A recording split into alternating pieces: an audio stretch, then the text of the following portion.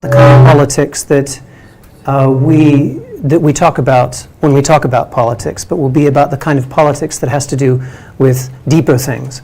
And hopefully the theater I'm going to talk about is going to be also something new and unfamiliar to you, and will be perhaps not in as great a detail as I would like it to be, but at least will show us something about this relationship.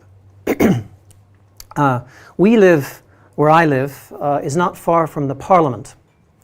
And in fact, it's just one street up from the Parliament. And over the last 2 weeks now, I've been seeing a lot of the relationship between the people and politics. Step out on your balcony and get tear gas. And but even more impressive over this time that we've lived there is the fact that we live on the other side of the courtyard from the old KGB building. And the building has a nice facade on Rusavelli, but the back shows what's really going on. Aside from a couple of offices, it's empty. The windows are broken in many places. The blinds are torn up. But when I wake up early in the morning, I see that there's a woman, one light, sometimes only one light in one window, and there's a woman who every morning kneels and does her prayers. And she does it in a particular sort of mechanical way, a very unusual way. And I mean, I'm a believer myself. I see her at 5:30 in the morning or 6 in the morning doing her prayers before I go and do my own prayers. But there's something oddly rigid, oddly unmoving about the way she moves. And aside from that, she puts on a headkerchief even when she's in her own apartment.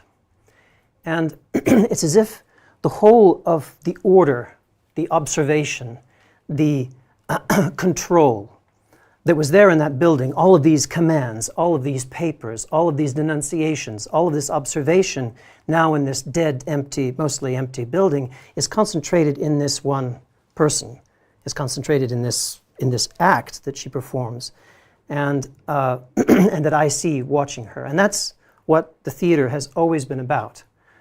Since it was a ritual to Dionysus, it's been about a public event. More than any other art form, the theater has to do with the political because people have to get together to do it. And people have to perform it in a way that is going to be accessible to the public. It's a public work, even more than film, more than any other type of literature. And for this reason, the relationship between the theater and politics is a special one because it's a necessary one. And this relationship between the individual, the person, not the individual, but the self, and politics, the self and the whole, and the self and an ordered state that wishes to put itself in the place of the individual is what we're going to have to talk about. So there are a couple of phrases I want to deal with. And this has to do with the artist who creates theatrical works. That's the dramaturg, the playwright, and it's the director. And what hopefully by the end of my talk we'll kind of understand a little bit more about what this sentence might mean.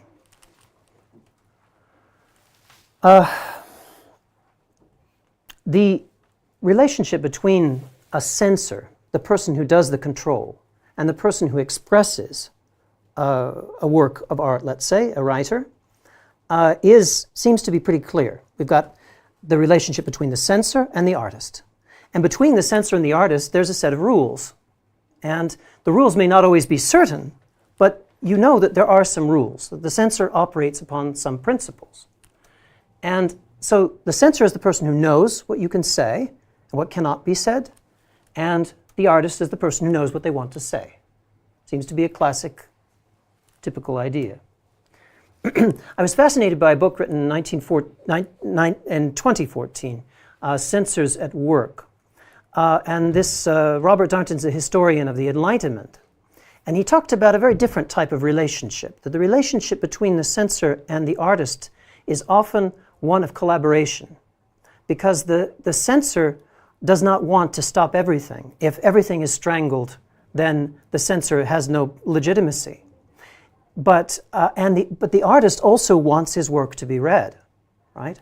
And if we resist every attempt, if we go off and pretend to be the romantic artist that lives in his garret and doesn't care about whether he's published or not, then that is actually very much a misrepresentation of the work that we all do. All of us, myself included, don't consider our work to be done until somebody else reads it, until it's published, until it's spoken, until it's enacted, especially if we're talking about the theater. A great example of this relationship between the censor, a classical one and a profound one, is in, I think, one of Bulgakov's maybe greatest works, the Kabbalah Svitozh. And in this book about this play about Molière is a fantastic example of this very relationship. It's also an example of censorship and of control and of absolutist control of an artist in the content of the work, and it is also in the execution of the work. Bulgakov wrote it in 1929. It was, I believe, in 1932 or 33, began rehearsals. Stanislavski he had a falling out with Stanislavski. Stanislavski dropped the project, and it was only finally performed in 1936. Now, Bulgakov was desperate to appear in the theater, and the story he tells was that one day he received a call, and it was on the telephone. Someone called him to the telephone, and they said, Tavarish Stalin wants to speak with you. And he took the phone and he said, Stalin, and on the other side of the phone says, yes, comrade Stalin. And this is, I understand that you want to emigrate. Have you had enough of us? And nas nadоели. And he said, I don't know. He said, I didn't know what to say. What do you say? And he said, well, as an artist, as a writer, I thought it would be good for me to see my country from abroad. But I've changed my mind. I don't want to emigrate. And he said, well, and you want to work at the theater? Yes, I've applied to work at the Moscow Artist Theater, but they haven't accepted me. He says, apply again. I think they will accept you now. He says, we must have a conversation. Yes, comrade Stalin, we must have a conversation someday. And he says, come in, we'll have to have a talk. Goodbye. And that's how he got his position. So he was able there, and he had a great deal of his work actually in production, some things performed, some things not. And it was essential. And what is extraordinary about the Kabbalah Svitozh is that it's a romance really between Molière and the king. The enemy is the Kabbalah, is the priestly order of informants and provocateurs that destroy this relationship. And you can see the same thing with Bulgakov and Stalin. So Bulgakov wanted his work to be performed. If it didn't get in a theater, Moscow, it was useless, right? And so it's not that the artist is raging against the tyrant. It's that the artist wants the tyrant's favor, and he wants what he would like to do, what he imagines to do, to be at least approved. Otherwise, it comes into insignificance, and especially the case if it's a theater. As far as, at least as far as most reports, there might have been a number of changes, but there was a famous change that was required of Bulgakov and of the theater in the text. And this rudderless tyranny had to be changed to the royal tyranny. And this is how the play has been performed ever since, is that the tyranny that comes from the king and the eventual, because in the end the king rejects him, right? Because it's incest is discovered and all this really quite horrible ending. What ends up happening is that the king is the one who who shuts him off, as would have to be the case. But the play is always performed as if it's this royal tyranny. It's this system of the monarchy which is to blame, and that fits into the communist, to the socialist critique of the royalist and imperialist system. But that's of course not really what the play is about. And I saw the play in St. Petersburg in the theater on the Fontanka, and I think 2022, and I think this line was still in it. It hasn't been changed, if I remember right. So it seems to still apply.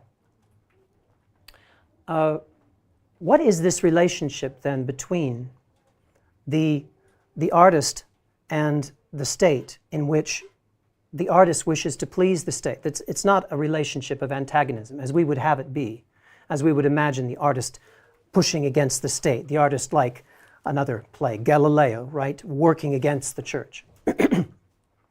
Czeslaw Miłosz came up with a concept that we're going to look at this evening, this concept called Ketman. He was one of the leading Polish poets of the 20th century. He served as the cultural attaché in Washington from 1945 to 1951. So right after the war, he was already serving overseas. And he didn't return to Poland until 1949. And returning, he saw the effects of Stalinism on his native country. And in 1950, with his family still in Washington, he defected. And by 1953, this book, which is considered to be one of the most central anti-Soviet texts, The Captive Mind, was printed. He was roundly rejected by his socialist friends. Pablo Neruda, who would also be a Nobel laureate like Miłosz, called him the man who ran away. Sartre, as typically was the case, and others criticized him for. But the text itself became a fundamental text for understanding the mentality of communism and the mentality of the Soviet complex. And not just for its effect on economics or on society, on a legal system, but for its internal effects, what it does to a person. The text is structured kind of like an 18th century treatise, where he has an apparatus at the beginning with three sort of theoretical essays, and it seems, I would say, he was writing some of these essays already before he defected. And then 4 case studies, alpha, beta, delta, gamma, of artists and writers that he knew that suffered under this system, that compromised, that lost their place, that some of them committed suicide, that negotiated with the system, and that eventually were destroyed by it. For some reason, Ketman never took off in the post-Soviet context in Russia. For example, we've got lots of Russians in the room. Has anyone heard of it before you looked at the notice for this talk? As far as I know, that there's a translation. There's a translation of The Captive Mind into Russian, I think in the 96 or something. I've forgotten the date. But the translation is there, but no one seems to know the term. And one of the reasons for this, it's a minor point, is that Miłosz orients this criticism within what he calls the people's democracies. And the people's democracies being the Soviet, what we call the Soviet bloc in English. And these people's democracies were considered themselves to be colonized by Russians. And so they were they had a certain sense of superiority over the Russian barbarians that were colonizing them. To Russians, this is familiar. Poles generally considered themselves to be superior to Russians, right? If you read Varlam Shalamov writes in his Gulag memoirs that the Poles were especially disdainful of Russians, thinking that they were the civilized ones and that had been colonized by these orcs from from the east. And so that's part of this, and I think it's simply not as relevant to Russians for that reason. But also, I think because the analysis that he gives to it is rather subtle. It's not laid out in this classical form of the controller and the controlled, and a particular sense of appeasement.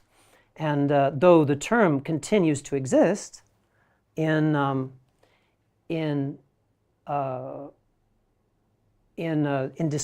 post-Soviet discourse, it isn't used that often. In English, it appears occasionally. In fact, there's some recent articles about the dominance of the left in the United States that consider that Ketman exists in universities, that people are afraid to speak, and so they compromise. They make statements about gay rights or something like that, so that they to cover up so that they fit in with the particular leftist orientation of the academy, but then go on and do whatever they want.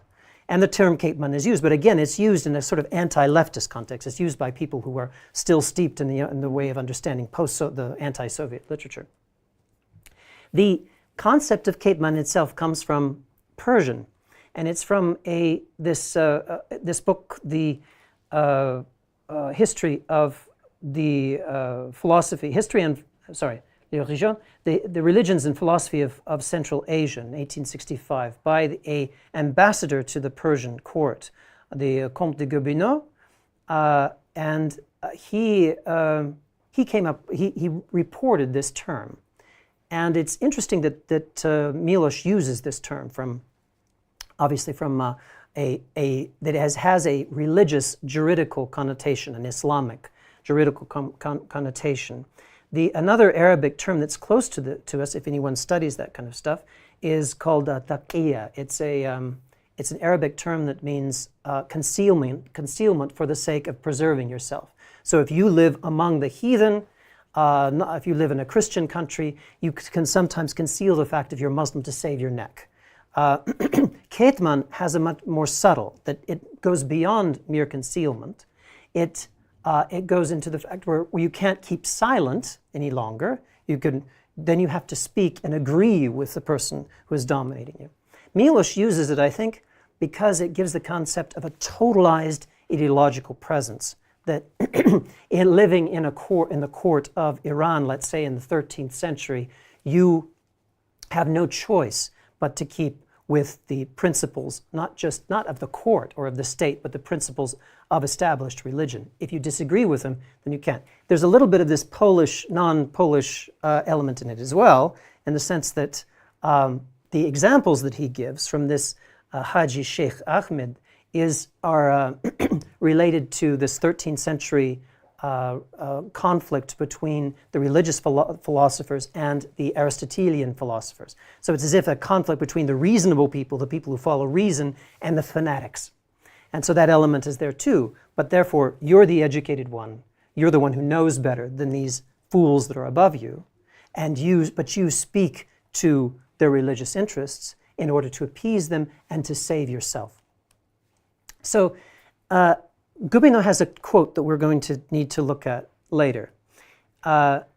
He says that once you appease and say all that you need to say to the mullahs to make them happy, you then are able to ingratiate yourself to them so that they themselves would like to hear you challenge them and to give something piquant, to give some response. They themselves wanted to see him lead their imaginations through less placid questions. So you need to challenge them a bit, to show that there can be challenging questions, and therefore cover yourself by a little bit of conflict and deception toward the deception that you have already created. This becomes important in our own case. So every new change that comes across an ideology has to be met by some sort of response from those who are going to benefit from it or going to protect them, its consequences. And Miloš made these 7 or 8 different types of Ketman. We're not going to go through them. I find them a little bit unconvincing these days. Maybe they don't fit. They might have fit the Polish context in those days, but to me they don't seem to match. And so the only one that is, you can find them all in today's versions of Ketman, except for perhaps the metaphysical one, which he says is kind of religious, which is where people have some sort of religious views that fundamentally shape the way that they believe things, and they have to hide those as well. I don't see much evidence of that these days, that people actually have to conceal their understanding of the nature of being from. But of course, in the communist times, if you didn't believe in Marxist materialist ideology, if you didn't believe in materialism, then you were having to hide yourself. And what we see mostly is a kind of aesthetic Ketman. And so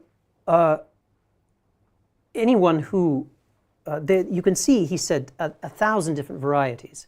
The conflicts, and no one can be, it's completely unpredictable what kind of Ketman one person might observe in relation to another. As he says at the beginning, people who come from the West have no idea what it's like to engage in communication in these, and to have a social life in these countries, because every time you meet with someone, you have to constantly negotiate what your position is in relationship to deception of the other, and his in relationship to you.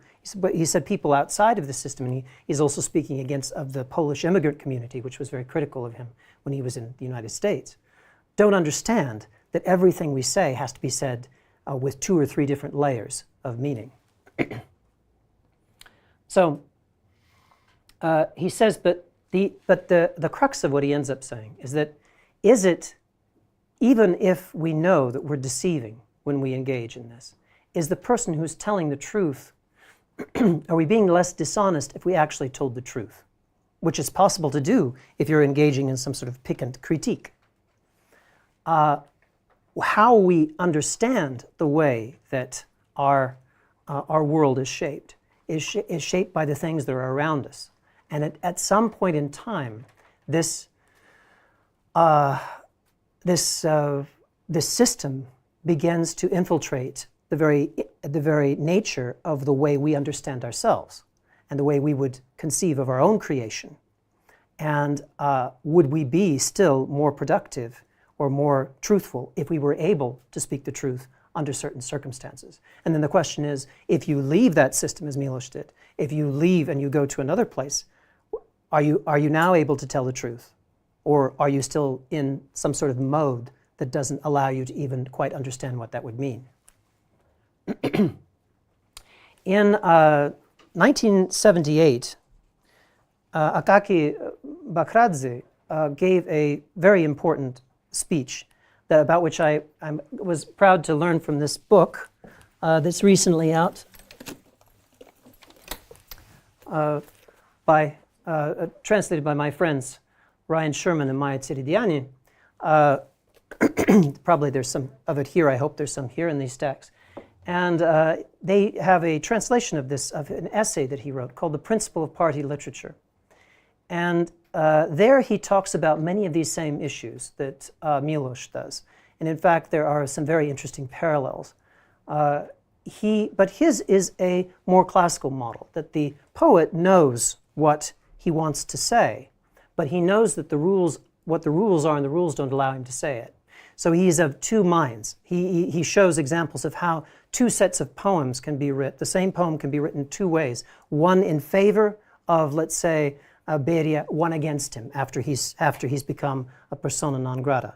And the interesting thing that's mentioned both by Miloš and by Bakradze is that they both mention the importance, and in this book it comes up quite a bit, the importance of the death of Yesenin, Sergei Yesenin, how his death was a trauma for all poets at the time, and that it's interesting from Poland to Georgia that this was observed. It was a kind of an example of a certain sort of devastation to a creative life, and how people reacted to it because the regime had a very particular position on Yesenin, viewing him as some sort of as degenerate, like the same opinion that they had about all the Silver Age poets.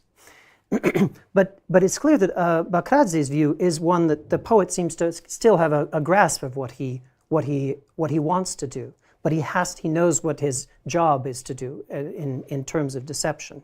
But even in that essay, there are moments where it seems that it's not quite clear what the poet wants. Is the poet being ironic? He gives an example of some doggerel by Галактиона Табидзе, and he says that Табидзе, one of the greatest poets in Georgian, I think most Georgians agree, has a vast number of poetry, but only 1 or 2 volumes of his vast, even not completely collected works are actually worth reading.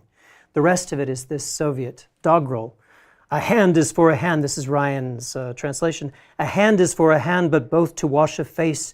Output and production, a plan must be in place. We strike and we create by night, by day, row by row by row, to fill, to check, to weigh. Right? It's a good Soviet poem. And this is a poet who was a fantastic dream of a poet, right? Who wrote these things. Akaki writes that, well, in his case, he's such a good poet that you don't know if he's being ironic. And it's in that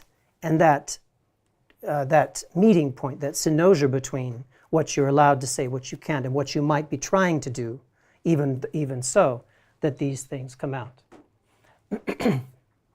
So, back to Miloš,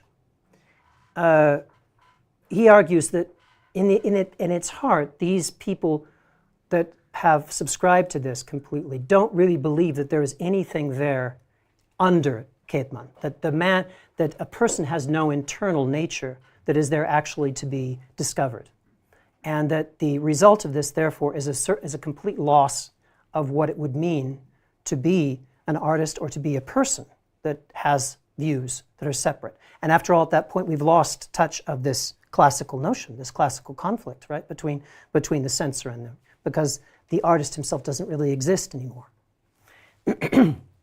And he considers that the best thing then is to simply follow the rules, because it's unbearable to be alone in such a situation. Society is what you need. So let's go back and look at this briefly. So we had this classical notion. Now, this can be followed by another one, which is a little bit more like what Akaki was talking about, that we've got thought, right? And we've got certain rules of mentality. We have double think, the kind of thought that you're allowed to do. And but then we've got Ketman, which is that you've got some authority that determines thought. And then between it is this thing, this double deception, that then allows you to express things in a certain way, even express things against the authority, but in a way that never really truly challenges it. And so this follows not by rules or mentality, but by rules of dissemblance, of deception. So the first one we can say is what we see with Molière and Bulgakov.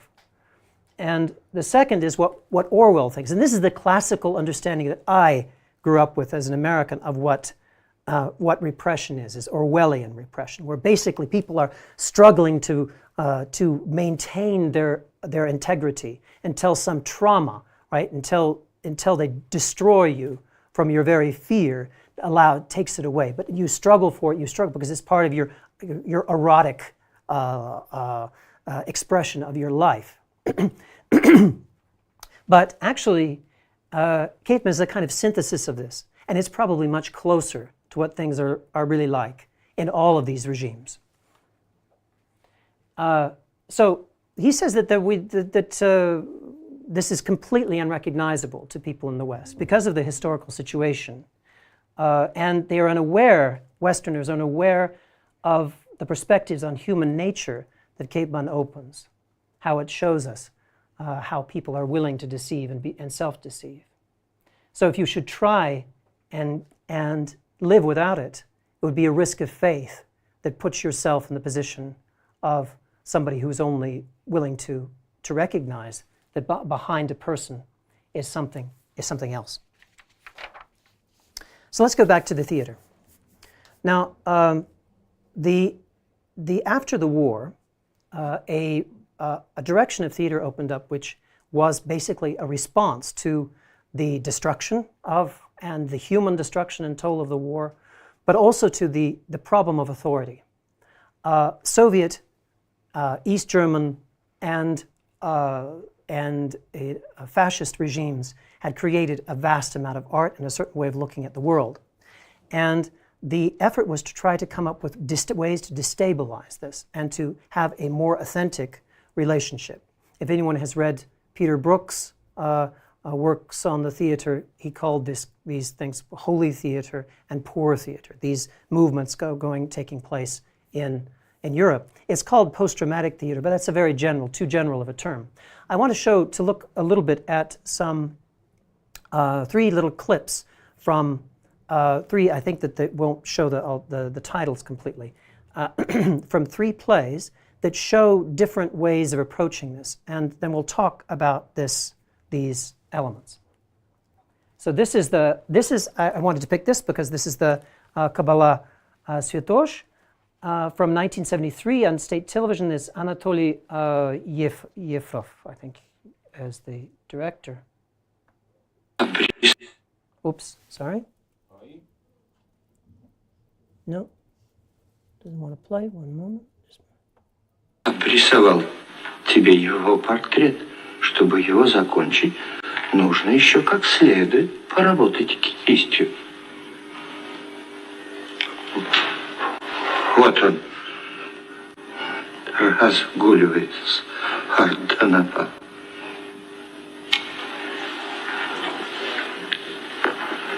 Постой. Я был с тобой откровенен. И сразу все это тебе так выпалил. Но если он что-нибудь узнает, я тебе так прямо и говорю. Я просто скажу, что ты соврал. Что это за человек разговаривал с тобой? По-моему, похож на добряка Гусмана, слугу Дони Эльвиры. Что-то в этом роде. Как? Это он? Он самый. Давно он в этом городе? Позавчера вечером. А что привело его сюда? Я думаю, вам лучше должно быть известно, что его беспокоит. Что ты ответил? Что вы мне ничего не говорили?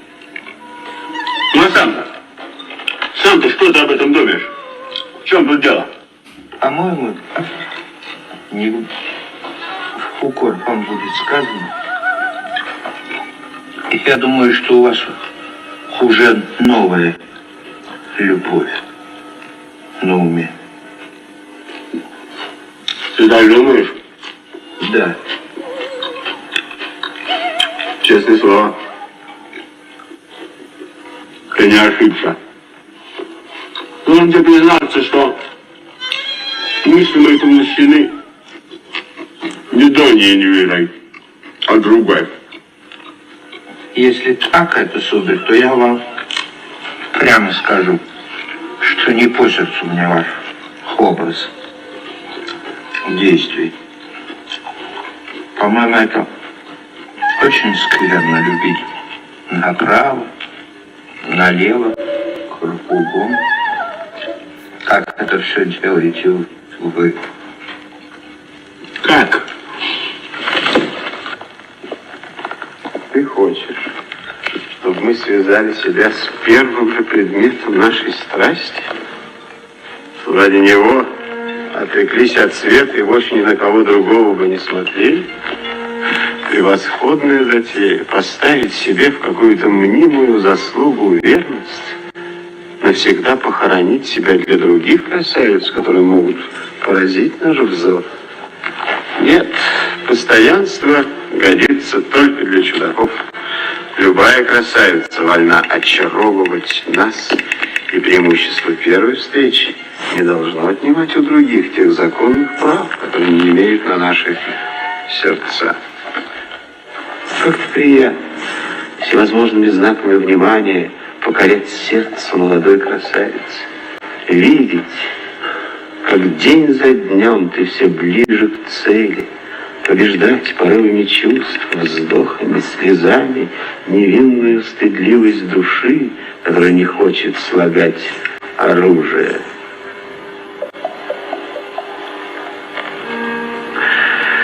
Побеждать щепетильность, в которой она видит свою заслугу, и незаметно вести ее туда, куда ты стремишься ее провести. Но когда ты своего достиг, когда нечего уже ни сказать, ни пожелать, и вся прелесть страсти исчерпана, то ты засыпаешь в мирном спокойствии этой любви. So, one of the things that characterizes this kind of drama is it would appear to those outside of it that there's a certain disorderliness. Like they're sitting around, they're moving, they speak, they break their lines up. This is not the, I picked this because this is not the best example. And usually the first couple of acts of Kabbalah Shvitosh, which is played more as a comedy, and usually it's less well performed than the second part when you get the appearance of the totalitarian church. You know, in Russian productions do a good job of totalitarianism. It's familiar, but this part tends to fall apart a little bit. And I don't particularly like this production. But this scene is a good example of the kinds of things that they do. So in this particular part of the school of post-dramatic theater, if we can call it that in this case, the emphasis is on objects, is on a particular mode that is adapted. So, okay, they sit and they eat, right? They chop something up. He points with the end of an onion. The exchange with objects is just as much, and the communication between the actors and the expression between the actors is just as much about these things as it is about what they're saying. And then they move to some sort of poetic, or what's usually called a poetic object, such as the wheel. I think this is later because Molière, when he's speaking with a king, talks about a chariot, колесница, right? So that колесо comes out as a play on words, and the fact that this man is cuckolding him with his young wife comes out. He spins the wheel and talks about passion. But Molière stands and he has to go back like this to keep the wheel from hitting him. So obviously the objects, and this comes out over months and months of rehearsal. So one of the main features of this type of theater is it takes half a year to put together something like this. You start off with what they call the reading section. You read for a couple of months, then you begin to do improvisations around the character, and it's all Stanislavski, which is now kind of a global brand, right? A global method. But this particular European version, Russian version, is characteristic by this long set. So you need to have the resources to do this. So you find these objects. The theater is built around these poetic elements, and it works itself out on the stage as the viewers are watching it, and in the rehearsal process. This is a place, like for example, where I come from in America, it's almost impossible to conceive of this. To have 6 months of rehearsals, to pay actors who are unionized for 6 months to produce something I've never heard of it. And so it requires a particular set of resources and a particular system that is best articulated in a state theater. But I want to show two more better examples of these objects. One of the finest examples of the theater in the Soviet Union, in the whole Russian context, is the production of Hamlet on the Taganka, the theater on the Taganka, with, of course, the famous Vladimir Vysotsky as playing Hamlet. This is the production of Lyubimov, who actually worked with Müller and some of the other, especially Italian, examples of this genre. Actually was one of the developers of this type of theater. Let's look at some objects in Hamlet.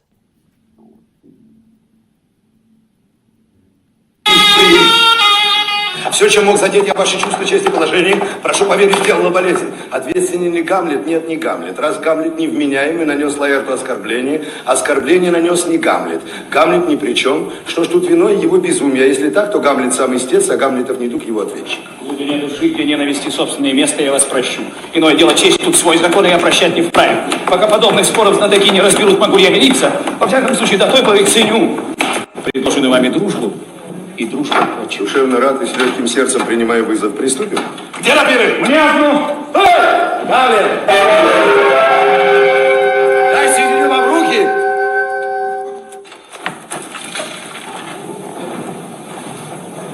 Для вас я очень выгодный соперник. Со мной рядом ваше мастерство тем выпуклее заплещет.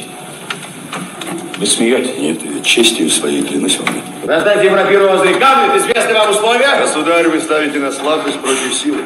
Неправда, я обоих вас видал. Вот он искусственно дает вам фон. Другую. Это слишком тяжело. Мне это по руке, равны ли он? Подайте кубок мне. Пусть гром летал, разносит трубам, трубы канонирам, орудие небу, небеса, земле. Тост короля за Гамлета, начнемте. Вами судьи просим не зевать.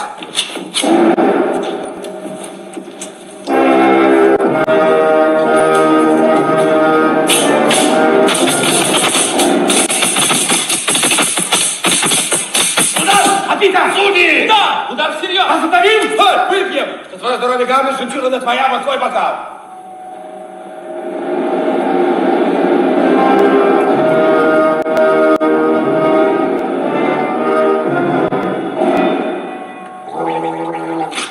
И время пить. Продолжим. So, so you can see actually this is a superb example, right? So they're jumping rope, and as they jumping rope, they're robotically saying their lines, you know, and that has a meaning. This is the scene. I should explain, set up the scene. This is the scene, of course, close to the end, right, where Laertes and Hamlet are going to have their final, the final thing. And so and then you see an object actually becoming a theatrical motive, where. Right, the king gives him the poisoned cup with poisoned wine, and he drinks it. And because what? It's been set up by this thing. The jumping rope. The guy's standing there with a towel, and so like a boxer, like you'd see a boxer in a ring would go gargle and spit out. He spits out the poisoned wine. So now it's something that started off as one of these objects, suddenly transforms into something that motivates the plot line of the drama. And this is so. If we've got figures such as Heine Müller would be the more extreme, or Gotowski, with even more extreme versions of this kind of post-dramatic movement, which I'm not going to show examples of. Then we have Müller and some of the other examples who are doing collections or sampling of texts, where the texts are cut up. He has in Müller's Hamlet Machine, which is a masterpiece. Hamlet stands on. He says, "I stand on the edge of the ocean. I stand on the edge of the sea. I stand on the edge, and the sea goes blah blah blah blah behind me." Right. So it's fantastically done, but it's a complete mixing of the text, sampling, as he said, of the text. And then we have the Russian version, the Soviet version, which usually doesn't go quite that far, though Lyubimov did. And he especially did in the tribute to, which is you can see on YouTube, the tribute to Vysotsky that was done after his death, where they really do take the whole play apart. And but these poetic objects guide it in that particular version. If you've ever seen it, I shouldn't go into it. I think we're getting pressed for time. But there's in a moment where Pasternak's famous poem about Hamlet is actually made into an object, I think, where they stand on the podmost, this gul zatich, stаю на подмосте, and they actually make this an element in the play. So these objects become important. Now, if we're then to go on, we're running a little bit late because we started late. I would like to look at a Georgian example of this from Роберта Стуруа. Does everyone support that, holding on, or are you getting tired of me? Shall we listen to look at the Georgian example? So this is Роберта Стуруа was another part of a younger generation than Lyubimov, also taking up this in the 1980s. So this is a 1980 production done at the Rustaveli Theater with some of the finest actors of its time. You can even see photographs from his King Lear, which is wonderful, and the Richard III on Rustaveli. You can see there's stills from them. My daughter watched this and she recognized. She said, "That's the King Lear." And so this is a more, in the 1980s, a slightly more conservative version than what we would see with Lyubimov. But that's what was happening in the 1980s with Brezhnev. Things were beginning to become more rigid.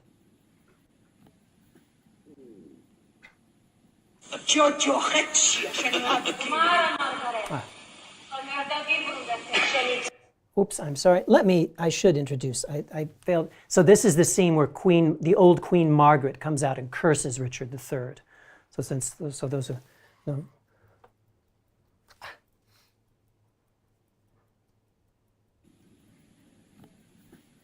The first part of the drama is my holding my telephone.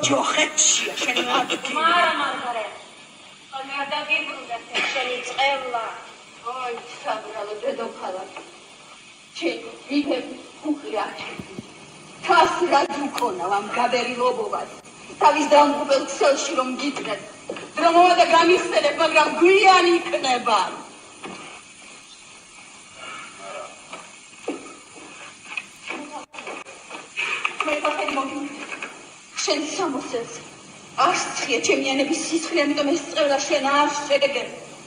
მაგრამ გახსოვს. აი ამოჩუ. უფრთხილდი ვილარს. რა უნდა სამოსელ ცოფიენდე და კაცი. რა უნდა სპასილანცება მოწყალეობა. მე ვერ მითხავ ეთმჩეთ. როცა შენ ცისად მოიწ. გაიხსნა ჩემს ითხოვეთ ასე ერთმანეთის ზისხსა და სიძულვილში ღმერთო სისხლით მოპოვებული სისხლითვე წაათვი დედოფალი მარგარეტ გადის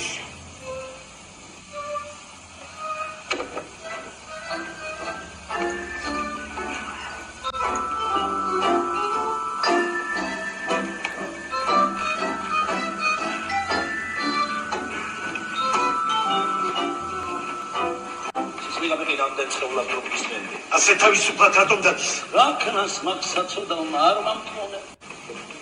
ბევრი კანჯვა წამება გამოიარა.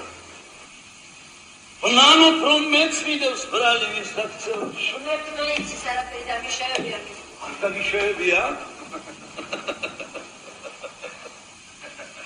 არ დაგიშევებიათ, მაგრამ თქვენ არ გერგოთ რაც მასწავართ. არავის არაფერი არ არის. Роберта Стуруа სულყველას ვისაც ამ საქმეში ბრალი მიუღია. კმარა გლოსე. კმარა. ისი უდიდებულია სობა გიხმო, დედოფალო. ეს კონომოწყალება და պես ყველა. გამოგზავნით ბატონო. ეს ამბოროდებას, მაგრამ ჩემს ალკაცობას სხვა ბრალი და მე ვქო ბასო.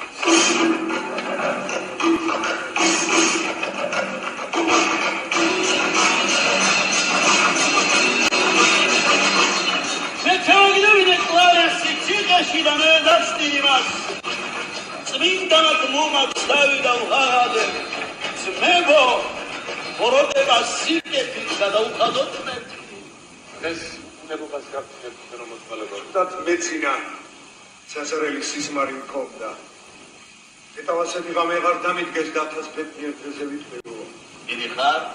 დიახ მილორდ მაინც რა გესითხრათ ასეთი მილორდი ერბეთი სისმრა სიძულავით აუერიდან ვიყავ გაქცეული ხომალდში ვიჯერ ჩემი ძმა რიჩარდი მახლდა თან გემბანზე გამომიყვანა ინგლისის ნაპირების გავსქილები უცებედად რიჩარდს ფეხი დაუსხურდა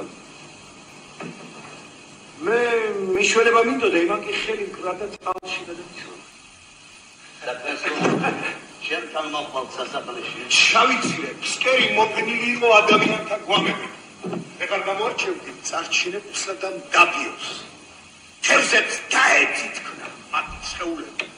ოქროსოდები თვალმარგალიტი, რომლის მოსაპოვებლადაც ისინი სულ ცოტა ხნის წინ ერთმანეთს არ იმდობდნენ, იქ ეყარა და შედებოდა. საშინელი ყოფილა წყალში დახრჩობა. თავადი მოგეცილო, დაუვერში შეფასება. ალბათ შიშმა გამოგავიდა. არა, სიკვდილის შემდეგაც გამიგრძელდა სისმარე. გაჩაღა დააბარა. გაიტაცა ჩემი სული. და დიადის სამეფოში აღმოჩნდი. აჩრდილი გამომეცადა. ახალგაზრდა ედუარდის აჩრდილი. ეს ოქროსფერი თმა სისხლით ჰქონდა მოსვრილი. დაიბირა კლარენსი, მოვიდა მუხანათი კლარენსი, ჩემი მკვლელი ჯოჯო ხეთში დააყრია.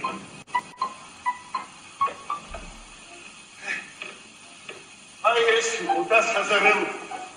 ეს მართალეგიონმა ისე თავს არ გამცემათ ჩამძახა ბუში.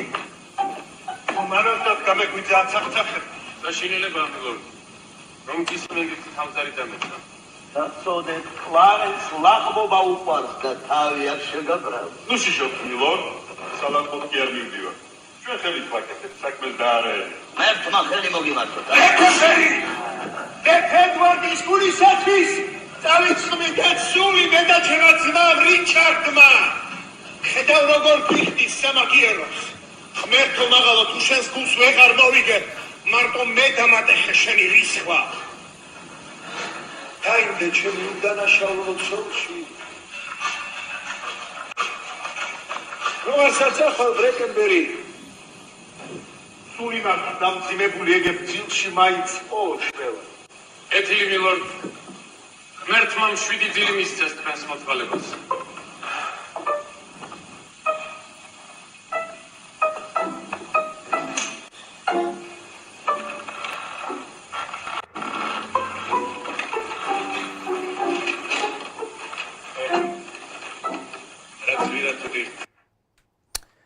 So by this time you can see that this is not standard, this is not the case everywhere, but that a lot of these objects that have become central are now sort of auxiliary. And that's a lot of what you started to see later in the 1970s and 1980s. And but in this case we've got the table, right? The throne is rolled out. The music is there to disjoint and to create a sense of alienation, but not alienation in the sense that Brecht made it. After all, in the Soviet Union, Brechtian alienation was not really part of what they did with Brecht, right?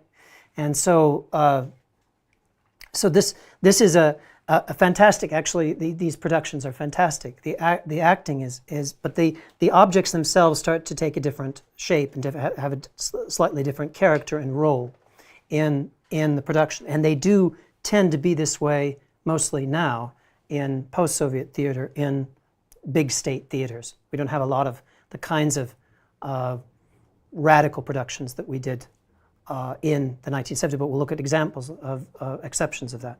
So all of these figures that I've mentioned, Heinemüller, Grotowski, Lyubimov, Stauroja, who actually recently have all suffered from repression on the part of the state, losing their positions, being threatened with arrest. They've been subject to monitoring, and many of them, not all of them, but many of them collaborated as well with the authorities. It was found that Müller had a code name with Stasi, and so this particular tension is the case with virtually all of these, actually all of these figures, though not all of them were collaborators. Interestingly enough, Stauroja, the last of them, who was fired from his position at the Rustaveli Theater because he called Saakashvili an Armenian. So somewhere sooner or later, and the kind of collaboration that that took place then between these people and the state was one that was necessary. These are big theaters. These are big productions. They have, again, long rehearsals. It's a long time to get the concept going. And the artist wants to be able to do this, right? This is an essential part. The artist must, he or she must have some basis of which to create and realize what they want to do. A state theater gives you the opportunity to do that. And what are you willing then to do to be able to manifest it? So then let's turn to what Ketman might be in the theater. I'm going to look at a few examples, and these are contemporary examples. So let's go back again to Gobineau. That at some point in time, the mullahs would like you to challenge them, would like you to give some sort of piquant response. So let's look at these piquant responses. To me, the most glaring example is the production at the Alexandrinsky Theater in St. Petersburg of Valery Fokin, The Birth of Stalin, Рождение Сталина. It is an example of what we see in, I would argue, the modern expression of the massive state theater with its fantastic use of lighting, of often video, of technology, of dramatic, monumental spectacles in the English sense of the word, but that which often has at its heart absolutely nothing to say. And this particular production follows the young Stalin, played by this actor, who acts in a rigid form. So some of what we saw Laertes doing with his jump rope, this is now the whole play. And he maintains this frozen face throughout the entire performance. At one point, he rapes this young woman on a grave in a graveyard. All very provocative. Here we are in Russia in the days of Putin. After, the production still is going on now. It's still open. I think in April, at the end of April, when there's going to be one in May, it's still going on. It's provocative. It's provocative. Believe me, it's provocative. The birth of Stalin, what could not be more provocative? And yet somehow it seems to be produced when everything else isn't. And Stalin confronts himself, the young Stalin confronts the old Stalin, and Lev Lurie, a very good historian, a very good writer, wrote a review in the Petersburg Theatrical Journal. Это самый пошлый извод либеральной идеи. This is the most vulgar example of liberal ideals that he has ever seen. And he goes on from there, and I think he's absolutely right. His argument, interestingly, is that this was done not to make us think about dictators, that we shouldn't like dictators, but rather that a dictator is merely a revolutionary who went too far, and that he said this is by zakaz. So the order that was given to create this work was not so much to talk about how bad Stalin is, but was to talk about how bad revolutionaries are. So anyone who wants to change the system, the only people who have any success in changing the system are the kind of people that, as Lurie says, rape their girlfriends on a grave. And I don't know if I agree with that. I think it's actually far simpler than that. I don't know. We can't tell. Again, you can't tell. Did Fokin get a command? I don't think so. I think that Fokin knows the rules. He knows the rules of Ketman. He knows the dissembly. He knows to wink and nod and appear to his European audiences. So this is going to be provocative for them too, right? And he knows how to play the game. But the interesting thing, perhaps Lurie is right, because this came out, I think, around the time as what was the name of it? This film about the Decabristi, the film about the Decembrists. I wrote it down here. I always forget the name of it. Союз спасения, 2019. And in my opinion, that film had the very same point, which is that, and remember, these were when protests, 2018, they were actual 17, 18, there were protests in Russia. People really, the movement was getting, and so I think that's obvious at that point was, you can be idealistic young people, but you're going to lose it, but it's a waste it's a waste of talent, it's a waste of life, don't do it. And then, of course, there's this fascinating, I think, image of the Tsar in that film, who is just basically a zombie. The actor plays as a zombie. I've never read anyone write about that, but he's played with a completely frozen face, and I think that's the image that Putin wants to portray of himself as this pharaoh, right? Not a human being. The Tsar is not a human being in that film. And it's interesting, the revolutionaries are human beings, but they're flawed and they're failed. It's no help, but the Tsar is not human.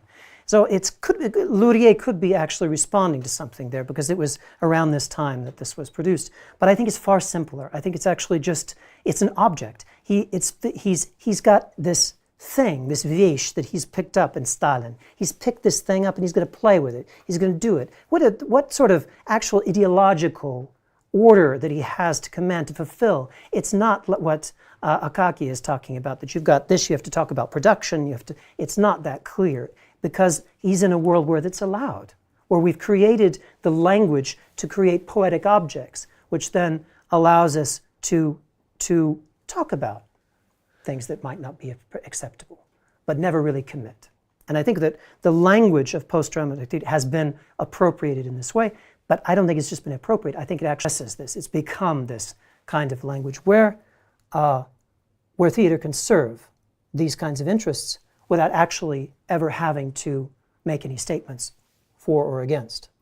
Otherwise, why would he pick Stalin, right? It's not just, if he wanted to serve the state, he didn't need to pick, but the need to provoke, the need to give a salty argument was essential. Now let's look at another example, a recent one, I think is very much more debatable. A fantastic, actually, production, very well acted at the BDT, the Большой драматический театр, in St. Petersburg, by Andrei Mogucha. Mogucha, I think, is a much more ambiguous figure. He's a figure that's it's not quite so easy to tell. Fulkin, I think, is without a doubt. But Mogucha is different. This was produced in 2022. The war was going on, but it's clear that it's not a message that tells us that we must change things or we must have some sort of inner core, but it is a message of kind of the Russian endurance and the endurance of the common people against. But this actually production has met with a great deal of opposition, and it's only actually been a rehearsal. It's not been fully added to the repertoire, as far as I know, because of that. So we've got counterexamples as well. The main figure I want to end with is Kirill Serebrennikov, who runs the gamut of this, and I think gives an example of the pain and difficulty of this particular situation. We can look at this still as an example. So 2011, what is this? This is the Kremlin, right? And he was able to do this with these, again, inheriting the kind of stuff from the 1980s that Struya was doing, right? Inheriting that particular language, and managing to offer really challenging stuff. But at the same time, his patron in this was Vladislav Surkov, who was one of the architects of sovereign democracy, right? One of the Kremlin's most sharp ideologues. But again, he wanted to do something in the theater. This is Bolshoi Theater. He was then the director of the Gogol Center. And in the Gogol Center, he produced a novel. I think, I haven't read it, maybe some of you have read it, it sounds dreadful.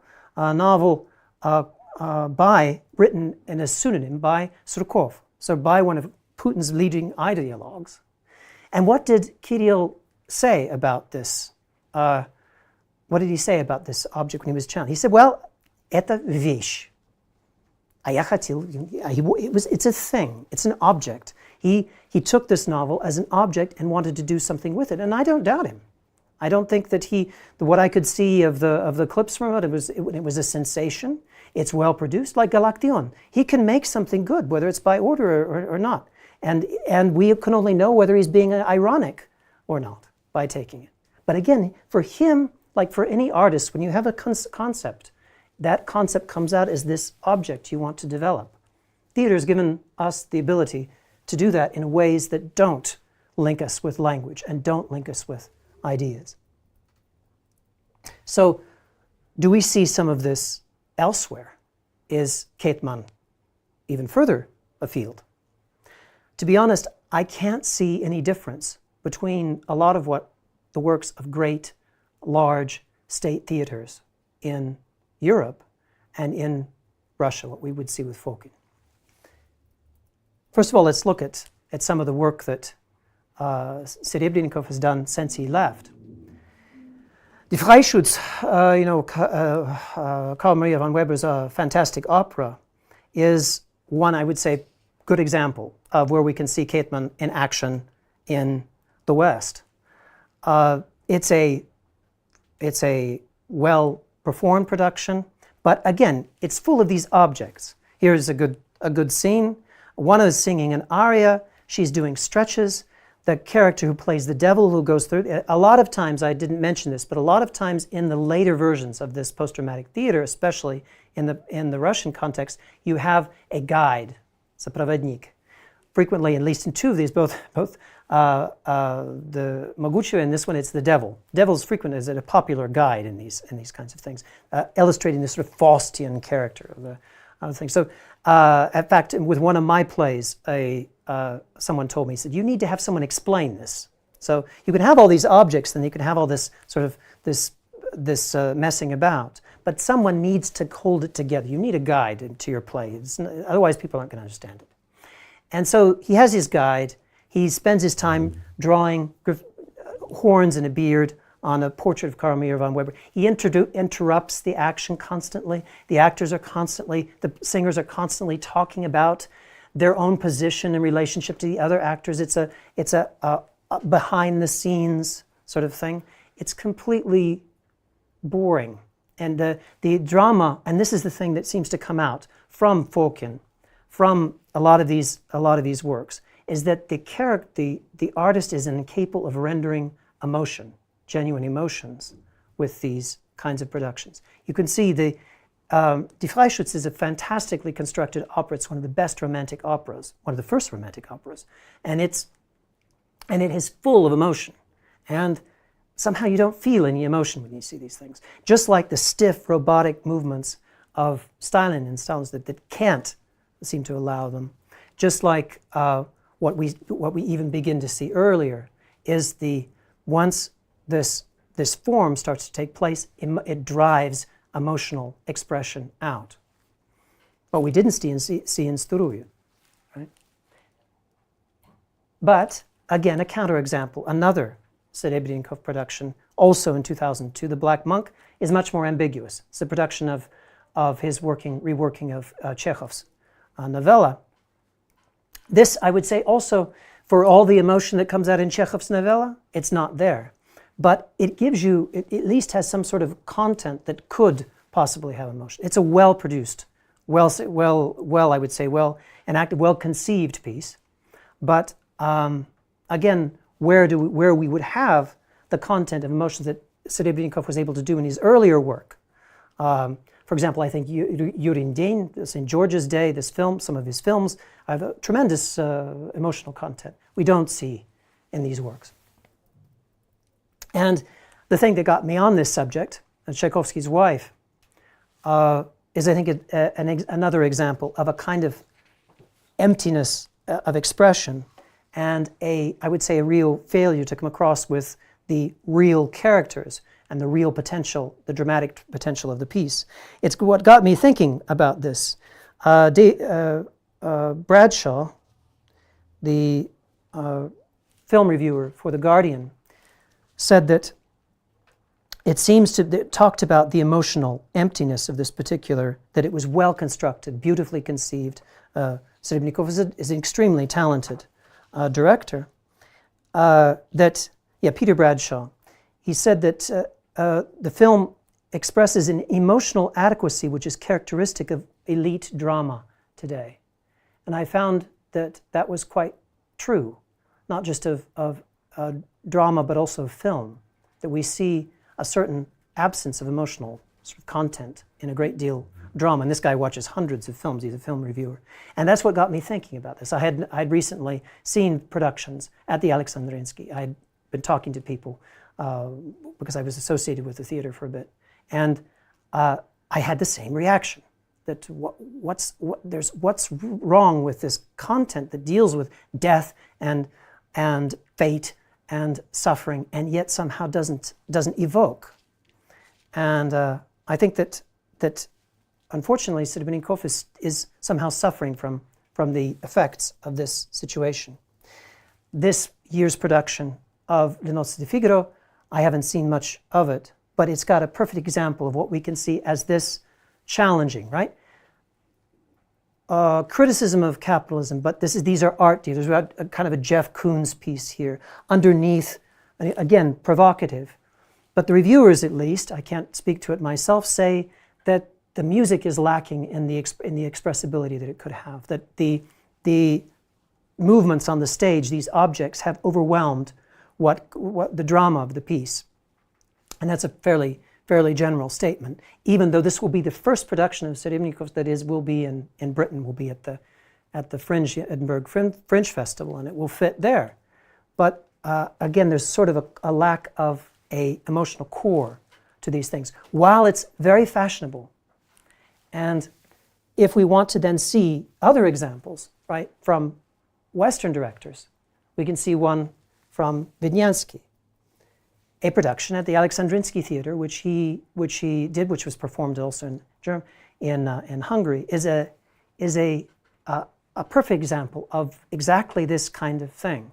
Huge objects. So this is Kafka, huge technical production, stiff, immovable kind of characters, a relation between them that's impossible to determine. And I had two friends that had come for a project that we were doing at another theater, and they had come from Copenhagen, and they said they got 2 free tickets to this performance, and they said, we had just seen a hideous performance in Copenhagen that had giant toothbrushes and giant teacups, and we come here and we see, here we are in Russia, and we see giant teacups. And in either case, it was a work of some sort of classic theater, sort of existentialist theater that was presented in this particular way. There seems to be something going on. Here in Tbilisi, in last autumn, you could see another example.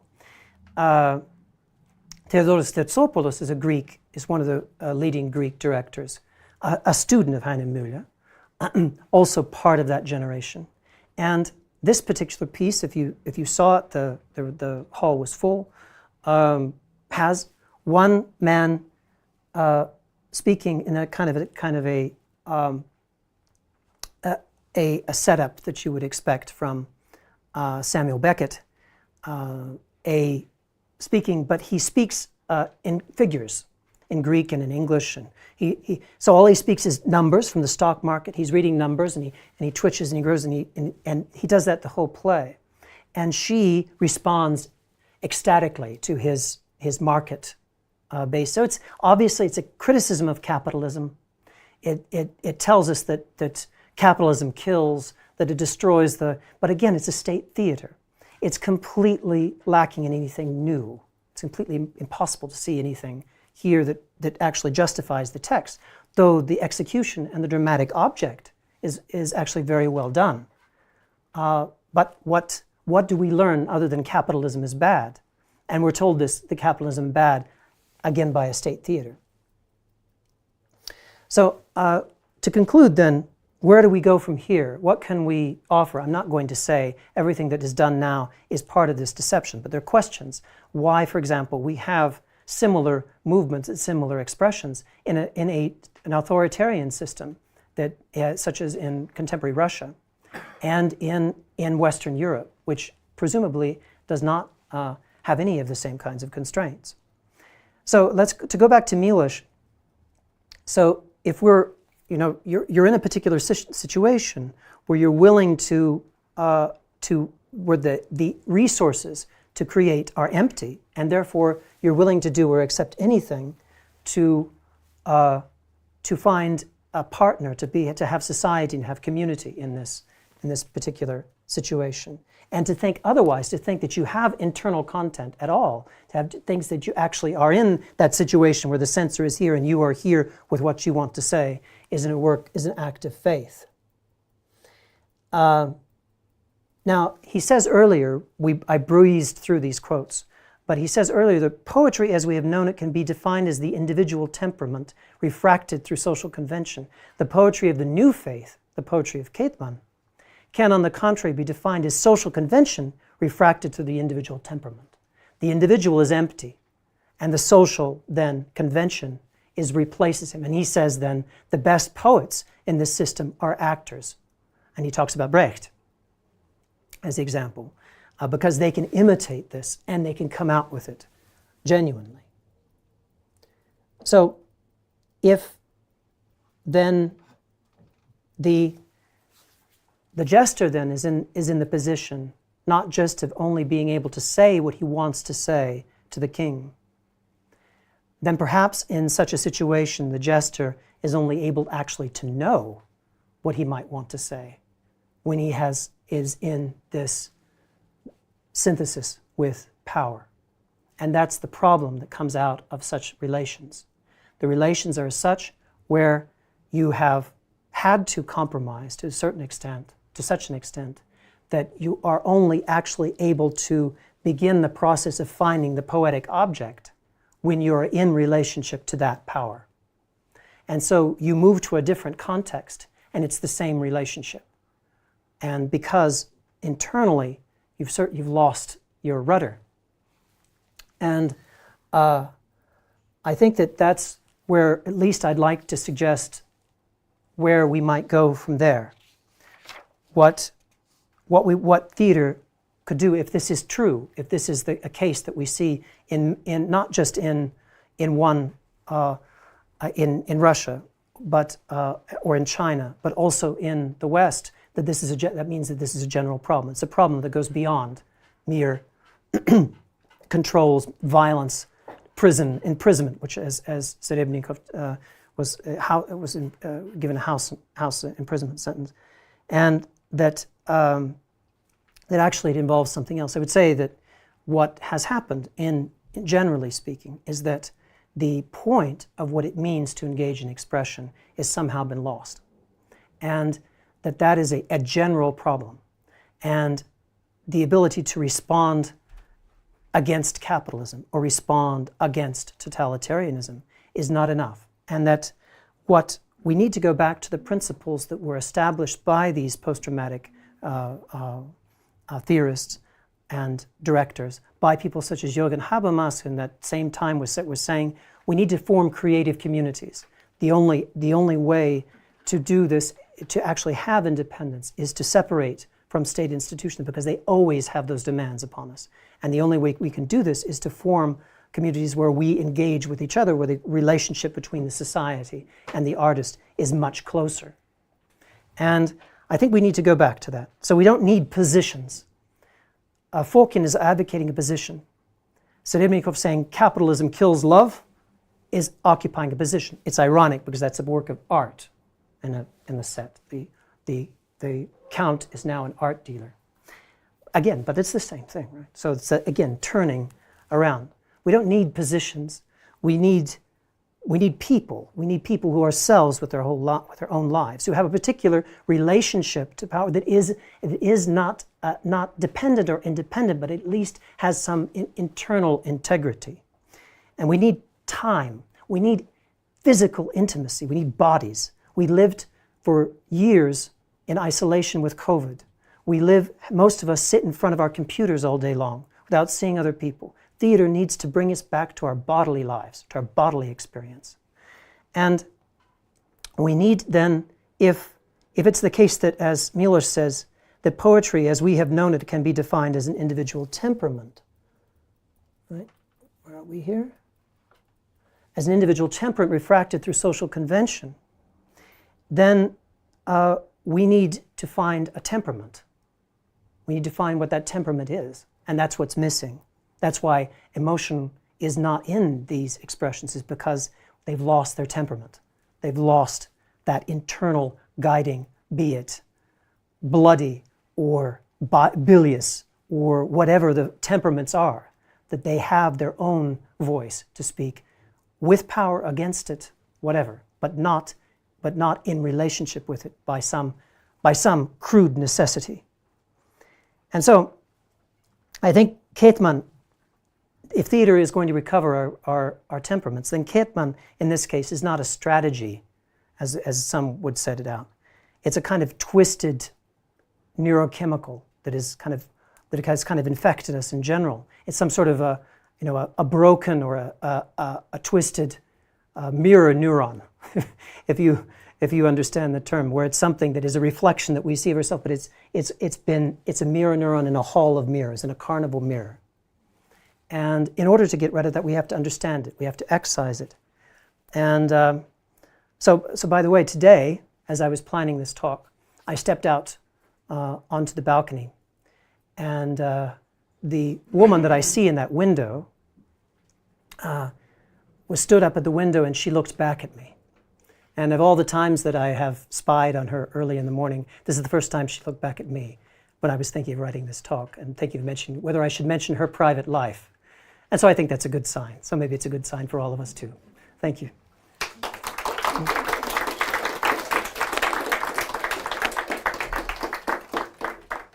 So Dima has a... Oh, there you are. Yeah. If you have any question, please welcome. I can't see anybody, so I'll have to take by word that you exist.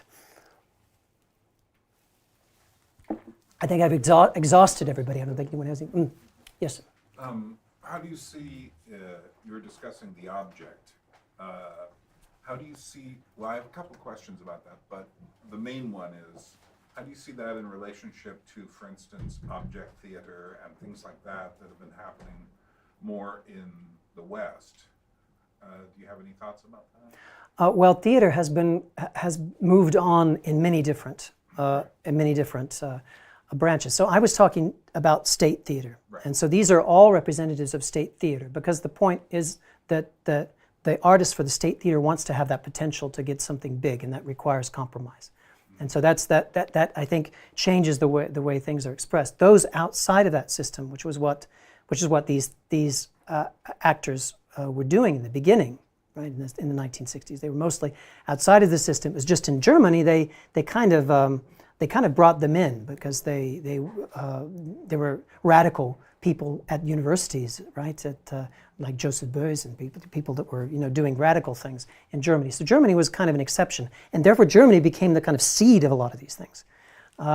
But in object theater, I read some of the works of what's his name, Lehrman, I forget his name, Erdmann, in America, who does some of that stuff, and I think that they're poetic, and sometimes they work well, and sometimes they don't. I have to say, when you read the text related to them, it's hard to understand what's being done on the stage. But so I haven't, not having seen many of them, I can't give an assessment. But again, that is much healthier. It's much healthier now, and it's than a lot of these state productions. And it was just as it always has been. But it's always marginalized, unfortunately.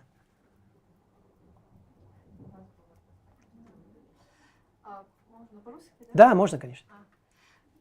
Я хотела просто сказать, что у истории с спектаклем с рождения Сталина есть продолжение. Вы знаете, да, про это? Нет, вы расскажите, пожалуйста. Дело в том, что они позвали писать пьесу Артура Соломонова. Это такой писатель, драматург, автор театрального романа. Да, так там они пишутся. И когда Артур стал писать эту пьесу, выяснилось, что у Фокина очень... вот Фокин пошел в сторону вот этого культа, и... То есть это испугало Артура Соломонова, они договорились о другой концепции. Артур снял свое имя с титров, теперь нет его имени в титрах. И Артур написал пьесу «Смерть Сталина». И она сейчас исполняется, то есть есть спектакль, и Анатолий Белый, актер, вы знаете, он играет. То есть есть как бы такое продолжение. Рождение Сталина вызвало смерть Сталина, которая сейчас исполняется, но не в России, это изгнание, такой спектакль, как бы изгнанный. Да, я читал о нем, к сожалению, это совпадает с этой, как фильмом, тоже «Смерть Сталина», да? «Death of Stalin», который греческий, да, режиссер, который ужасный. Я просто не могу. Я не согласен, ну ладно. Очень смешной, да, ну так. Вот, ну это очень интересно, я бы хотел смотреть, да, я не в курсе. А как тогда, ну это конечно, это прерогатив, да, режиссер брать на себе вот концепцию. Да. Поэтому это не удивляет, что он взял его и изъял его из текста, это типичное, да? Нет, Артур сам снял свое имя. Я понимаю, что ну, совершенно понятное и обычное дело, что режиссер меняет текст, да, автора, правда. А как вы считаете, что именно те вещи, о которых я говорил, появились по желанию Фокина? Или да, это я был... точно знаю. Я знакома с Артуром Соломоновым и знаю эту историю из его уст. И вот он сказал, что его приглашали на историю про Сталина, рефлексия антитоталитарная, изначально был замысел, но когда шла работа, у Фокина стало меняться мнение, его стало клонить в сторону такого какого-то вот нового тоталитарного подхода, и Артуру стало страшно. То есть Фокин в сторону культа личности Сталина стал склоняться в этом. Но это не факт, что он склоняется к нему, но это все-таки критики. Но дело в том, что я бы сказал, что это типично, вот этот образ типичный для Фокина. Так что если это не удивительно, что получилось вот это громадное как изображение, все это жест, потому что это то, что он делает. И я, например, совершенно устал, я не могу терпеть, поэтому... Как бы антитоталитарного компонента в этом спектакле нет. Есть. И вот все-таки он насилует девушку, он убивает безжалостно. Это, если хочешь буквально читать, это есть. Это антитоталитарно, и все так говорят. Почему антитоталитарно, если, может быть, власть хотела бы выглядеть жестоко? Может быть, для нее это как комплимент? Я не думаю, что никакая власть бы хотела, чтобы было массовое насилие, вот так. Не знаю, мне кажется, что на вот это в кавычках это антитоталитарное, да? Потому что это он делает ужасные вещи это плохо. Мы не хотим делать ужасные вещи. Так что я думаю, что точно не но мне кажется, мнение людей лучше, что это, скорее всего, говорит, что если ты хочешь быть мятежником, вот ты становишься чудовищем. И, скорее всего, я не читал текст, оригинальный текст, потому что, наверное, может быть, даже не существует только между вами. Но, скорее всего, это было более многогранное такое понятие, где было какое-то внутреннее движение персонажа. А это пьес нельзя. И если смотришь даже Геда Габлер, который тоже очень тоже странный, вот такая персонажа, как Геда Габлер, великолепный, никакого изменения нет. Он сделал персонаж, как бы, чтобы она была странной изначала, как она была в конце, когда она покончила себе. Нет никакого арка. И, скорее всего, если это хороший писатель, он бы сделал что-то с развитием. И потому что нет внутреннего состояния. Вот нет внутренности. Нет ничего, чтобы менять. И поэтому мы не можем найти в себе в нем. Да? И это то, что, к сожалению, мы видим чаще и чаще. И в работах тех режиссеров, которые даже раньше были такие развития. Да? И это, мне кажется, это симптом, что это какая-то проблема. Но это очень интересный пример. И вот, мне кажется, еще интересно дополнить, раз вы рассказывали про Булгакова, что Булгаков же хотел написать биографию молодого Сталина. Он мечтал об этом. Да. И он с ним даже подписал контракт в Московский художественный театр, что он напишет пьесу о молодом Сталине. Единственный человек, который не хотел этого, это был сам Сталин. Он не хотел, чтобы кто-то писал о нем как о обычном человеке, который там был террористом, какие-то совершал вот эти теракты, а они хотели, чтобы, ну, Сталин хотел, чтобы он был как бог, то есть как бы рожден не, Ну, как, не женщиной, как во фильмах, да, стал, матерью, да, как показывает не фильм. запретили, то есть Булгаков хотел, театр хотел, Сталин захотел, не было, то есть интересно такая, как бы генезис вот этой пьесы «Рождение Сталина», да, как бы история началась еще с Булгакова. Ну и может быть даже и раньше, потому что было очень много попыток, да, и биографии Сталина, здесь в Грузии тоже написали, есть много примеров. И представьте, для меня это просто великолепная история. Представьте, как, например, играть Сталина, да, на сцене, и играть Сталина перед Сталином. Да, ему часто понравилось, так как они показывали. И вы знаете, вот это фильмы, как «Битва Берлина», или как известные, были запрещены. И у Пелевина есть очень интересное эссе про то, как он первый раз видел эти фильмы, смотрел на эти фильмы, и о том, как узнать, как русский, что была такая фараон, какой бог, как Сталин, как они показывали его слово, как он говорил, что надо вот делать так, и так его образ, это был просто шатал его мир, видеть, что было такое, что люди, как мы, смотрели на это как объект. Поэтому вот это отношение, Сталин, конечно, был критик. Он написал, читал, очень, очень активно, звонил, да, писатели, как мы расскажем. Да, поэтому когда он заказывал или предложили ему свой образ, он не только оказался, еще одобрил, но должен быть в таком виде. Поэтому этот договор между режиссером и представьте, как опасно это было. Ну, так, им получилось. Но это нельзя сказать, что есть что-то правдоподобное. Только правдоподобно то, что это отражает, как люди видели его и как он себя видел, который просто чудовищно.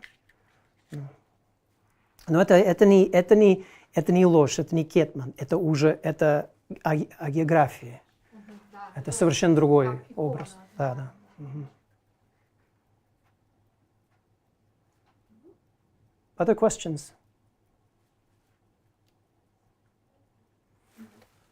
Ну, спасибо большое. Да, спасибо большое. Я хотела просто сказать пару слов перед тем, как мы идем. Спасибо за то, что вы пришли. И, может быть, на английском, поскольку мы снимаем, или как? Yeah, sure. Again, thank you so much for coming.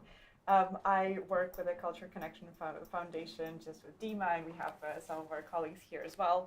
And I just wanted to say that Uokera has also written a play that is settled in Georgia, and we're hoping to be able to produce it one day, hopefully.